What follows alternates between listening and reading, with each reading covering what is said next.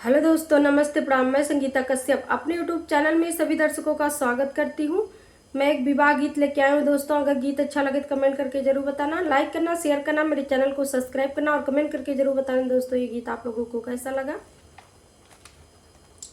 सोने के चौकिया पे बैठे राजा दशरथ, गठजोड़ी रानिया के साथ जी। सोने के चौकिया पे बैठे राजा दशरथ, गठजोड़ी रानिया के साथ जी। धीरे धीरे कल बेटी सीता तोहरा करब कन्यादान जी। धीरे धीरे तवानी कल बेटी सीता तोहरा करब कन्यादान जी। हथवानी काली बेटी बाबा के आगे कैली, कर लागई बाबा कन्यादान जी। हथवानी काली बेटी बाबा आगे कैली, कर लागई बाबा कन्यादान जी।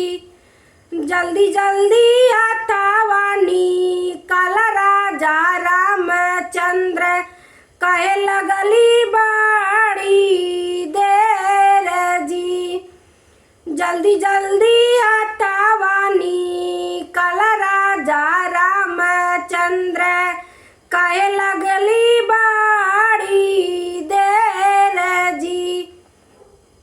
सीता के दान जब करेली सुनैना देवी, लगला करे जावा में बाण जी।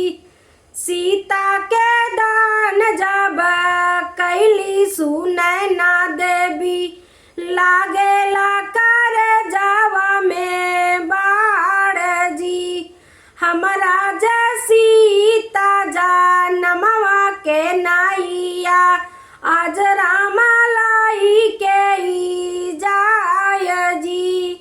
हमारा सीता जनमवा के नैया, आज रामा लाई के जाय जी। इतना वचन जब सुने राजा रामचंद्र, सासू से राजा मार जी। इतना वचन जब सुने राजा रामचंद्र, सासू से राजा मार जी।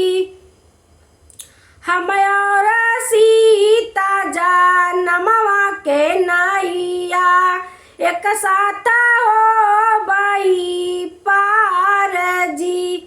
हम और सीता जनमवा के नैया, एक साथ हो बाई पार जी।